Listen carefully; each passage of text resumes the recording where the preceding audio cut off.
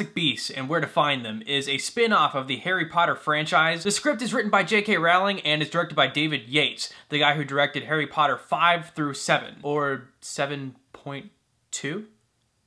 He directed both part 1 and 2, okay? So what this film is about, it takes place in 1926, years before the original Harry Potter, and follows Eddie Redmayne's character Newt, who travels to America for some personal business, which involves writing a book about fantastic creatures and where to find them, and how to handle these creatures with care and love. However, these creatures escape, someone's using these creatures as an scapegoat to plot their scheme, so it's up to Newt, an ex-Auror, a Muggle, or in this case a non-Mage because we're in the American part of the Harry Potter universe, to find all these animals and to prove that these animals are not the reason why there's weird occurrences in America. Okay, so I haven't really talked about the Harry Potter franchise on this channel yet, but I'm just gonna say it out loud. I love Harry Potter. It's one of my favorite franchises next to Star Wars and Marvel. It's definitely the franchise I grew up with. I really appreciated Harry Potter as a kid. I read the first 3 books and I enjoyed the movies a lot, and I enjoyed the universe behind them. You enjoyed those movies because of the characters, and especially Harry Potter, and his interactions with Hermione and Ron in that series was just phenomenal. And seeing these characters grow up in 8 films was one of the most memorable things in movie history, and nothing like that has ever really been done before, where we see these characters grow up from kids to adults in 8 films. Nothing like that has ever been done before in terms of film. Maybe in television, but nothing like that in film. And even though I love these characters, what I really appreciate about these movies was the universe. The universe of Hogwarts, this magical universe that was presented to us with these characters, and I always wanted to see a movie that took place outside of Hogwarts. Because if you think about it, the one thing in the Harry Potter universe that limits itself is that they're in school most of the time, and they can't go out and venture forth into the magical universe. So that's the one thing that hinders the Harry Potter films. But in this film, that's what I got. I love this film not only because it took place in the Harry Potter universe, but we got to explore more corners of this universe that I never thought to expect. Specifically with this American version of the Harry Potter universe, we got to see that corner, we got to see that familiar culture and how they differentiate between government and how they talk to muggles, or in this case, no-mage. Like I said, it's very different in this movie. They have different slurs or different languages because it's the American version of this universe. And we also got new characters in this franchise, especially Newt. I really enjoyed Eddie Redmayne's character in this film. You can see that the interactions that he's having with these creatures in his briefcase, he legitimately cares about these creatures. He's not just like going around like the world collecting these creatures as if they were like Pokemon. He cares about them. He talks to them as if they were like actual people. He not only knows about these creatures, he understands how they work,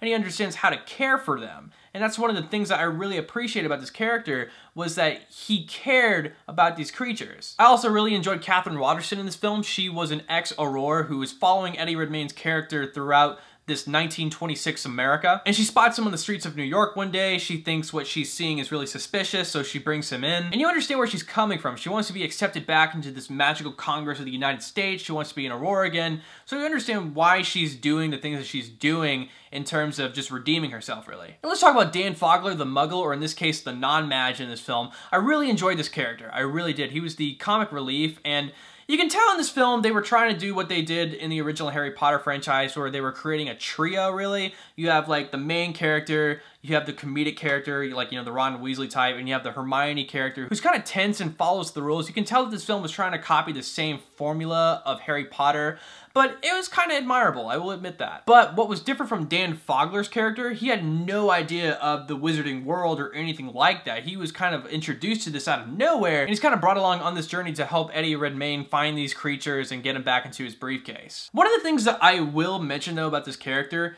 he never questions anything in this film. Magical stuff just happens to him, and he's just like, oh, like, I'm over here, I was just over there, I just teleported, like, how did this happen? Like, he questions like little things like that, but he never questions the society, he never questions who these people are. He kind of just assumes that they're just wizards and witches, but he never asks about, you know, Hogwarts. He never asks about this like society of wizards and witches and like how they all started. Like, if I was like brought into this situation, I would be asking so many questions. My mind would just be racing with questions. This guy is just like, oh, I guess I'm on this adventure. Like, he just doesn't ask any questions whatsoever, and I would just be asking questions throughout. And this character is very funny and charming at the same time, but a majority of his humor is just like him going,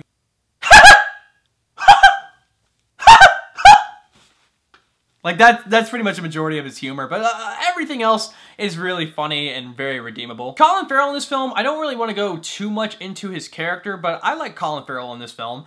Without going into what he is in this film, let's just say that he's a very intimidating character, and I haven't seen anything from Colin Farrell like this in a while, and just seeing him in this kind of different role was really redeeming because he hasn't really been anything in a while, and I actually really like Colin Farrell in this film. Also, let's talk about the Magical Congress of the United States in this movie. It's like, I don't know, like, okay, so the Ministry of Magic had its really questionable moments in the Harry Potter franchise, I will admit that, but you could tell that they were on top of things most of the time. However, in this movie, I was so against the Magical Congress of the United States. I was just so against them. Like, they need to get their crap together. Like, they have no idea what they're doing. Like, seeing a scene where one of the administrators handles a case, I'm pretty sure that this organization of people has killed people. Like, I was just questioning them the whole time. I was like, this is not a good organization. They have no idea what they're doing. If they're just gonna, like, kill people just to solve their problems, like,